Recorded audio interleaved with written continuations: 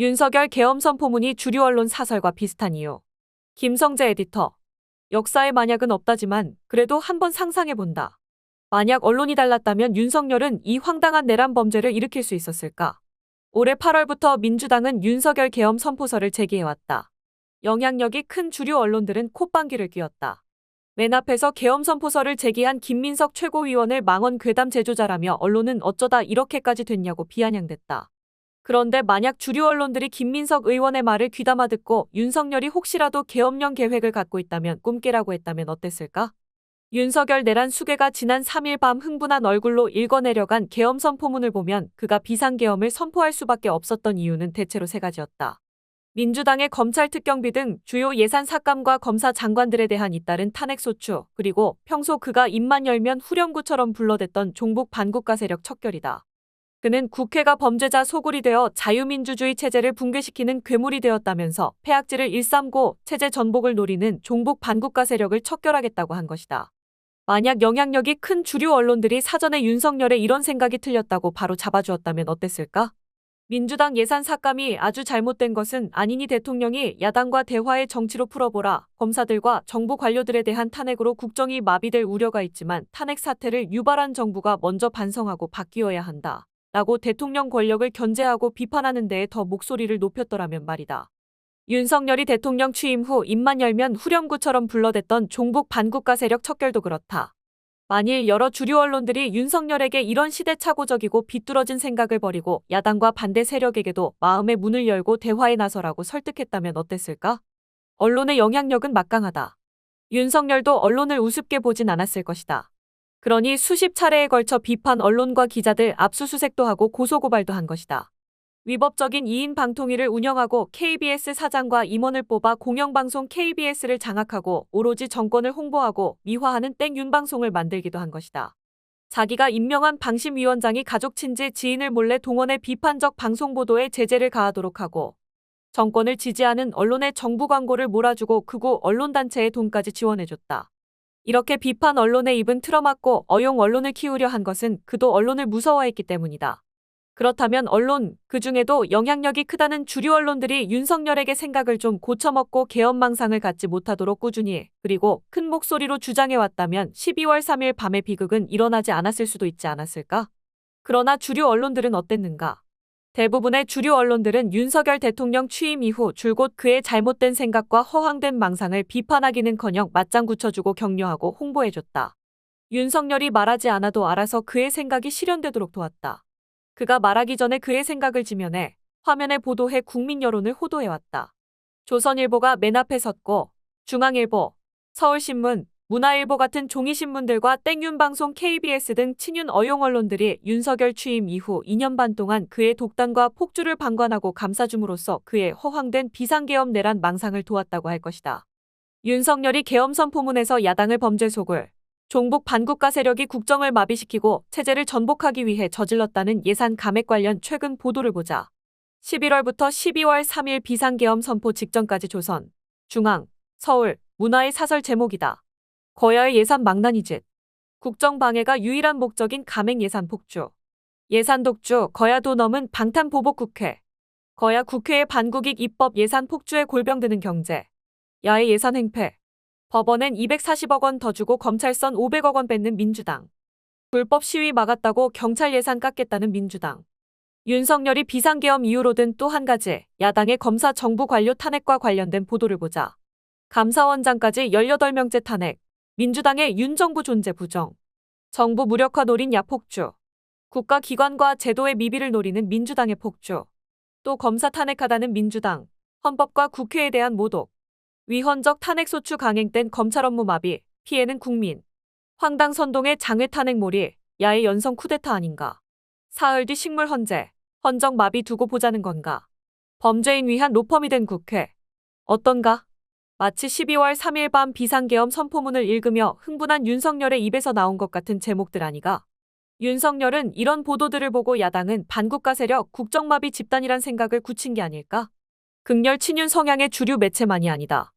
윤석열은 인터넷을 기반으로 하고 있는 여러 극우 매체와 극우 유튜버들의 황당한 주장에 빠져 있었을 것이란 추정은 이미 잘 알려진 사실이다.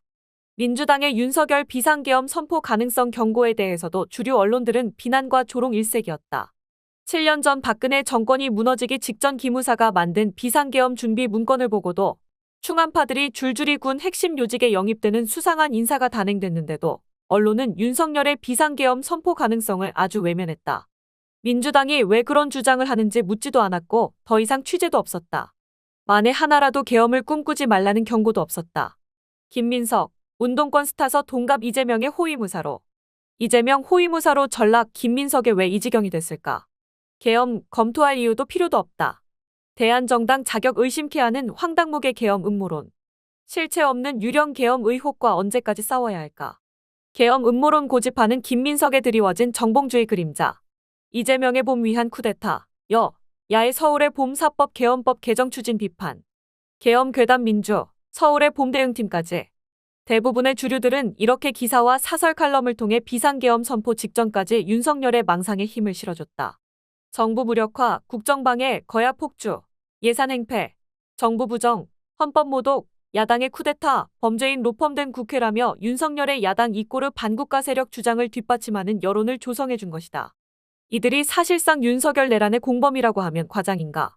윤석열은 계엄 해제 이후에도 자신의 잘못을 인정하지 않고 결코 포기하지 않겠다고 했다. 윤석열을 이 지경으로 만든 것이 단지 야당의 예산 삭감, 검찰 탄핵 때문만일까? 이미 그는 오래전부터 자신의 잘못을 인정하지 않는 독단에 빠져 있었다. 자신을 객관화하지 못하게 된 데에는 대통령 취임 이후 그의 극우적 세계관과 위법 위헌적 국정운영, 무능 무책임에 대한 주류 언론들의 감싸기가 큰 기여를 했다. 그가 취임한 뒤 벌어진 참사, 국정 실패, 불공정, 국가폭력, 궤변과 거짓말, 굴욕 외교와 안보 불안 등은 수도 없이 많다. 그러나 주류 언론들은 입을 닫거나 옹호했다. 윤석열 김건희의 문제와 잘못을 이재명의 문제와 잘못으로 덮기에 급급했다. 다음은 슬로우 뉴스가 정리한 윤석열 정부 몰락의 27가지 장면이다. 1. 고속도로는 왜 휘었나? 2. 재벌 총수들과 폭탄주 파티, 엑스포는 참패. 3. 바이든 날리면 논란, 애꿎은 MBC만 두들겨 팼다. 4. 이게 나라냐? 이태원에서 확인한 정부의 부재. 5. 아낌없이 퍼주고 농락당한 굴욕 외교. 6. 눈 떠보니 후진국 국제망신 잼버리. 7. 군인의 명예로운 죽음을 누가 모욕했나. 8. 윤석열의 아킬레스건 도이치모터스 주가 조작 사건.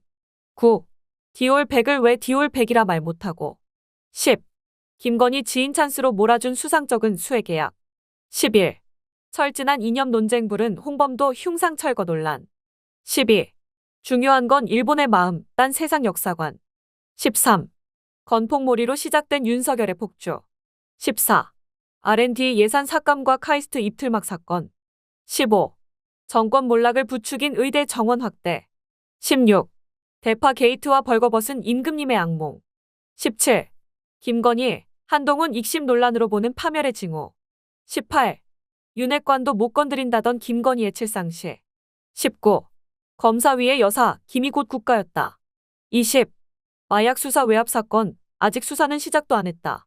21. 언론 때려 잡으면서 성공한 정부 없다. 22. 윤석열 검사의 부산저축은행 수사 무마 사건. 23. 윤석열 폭주를 부른 명태균 게이트. 24. 막말과 궤변, 내라는 예고돼 있었다. 25. 술 마신 다음날 가짜 출근? 뻥카가 일상이었다. 26. 왕처럼 행동했던 59분 대통령. 27. 자리 지키려 전쟁이라도 일으킬 생각이었나. 이 가운데 조선일보와 그 아류 매체들, 관영방송으로 전락한 KBS가 제대로 비판한 이슈가 무엇이었는가. 이러니 윤석열이 끝까지 자신의 잘못을 인정하지 않는 것이다. 2년 반 동안 윤석열의 뇌는 조선일보와 그 아류 매체들에게 나는 잘못한 것 없다고 가스라이팅 당한 것인지도 모른다. 4일 새벽 비상계엄이 해제되고 내란 범죄가 1차로 진압되자 이들 주류 언론은 태세 전환에 들어갔다. 언제 그랬냐는 듯 곧바로 윤석열 비판에 목청을 높이고 있다. 너무 갑자기 다른 목소리를 내니 듣기에 역겹다. 그러나 비상계엄 선포 직전까지 냈던 기사를 한 번이라도 돌아보라. 윤석열의 비상계엄 선포문이나 다름없는 기사 칼럼 사설을 수없이 써놓고도 윤석열이 틀렸다고만 할 것인가? 그렇다고 비상계엄에 동의하진 않는다, 비상계엄까지 할 줄은 몰랐다라고 할 것인가? 조선일보와 그 아류의 어용 언론들은 아마도 국민들에게 절대 사과하지 않을 것이다. 윤석열을 이 지경으로 만든 것은 그를 한 번도 제대로 비판하지 못한 언론에게도 책임이 있다는 말을 꺼내지 않을 것이다. 결코 포기하지 않겠다는 윤석열.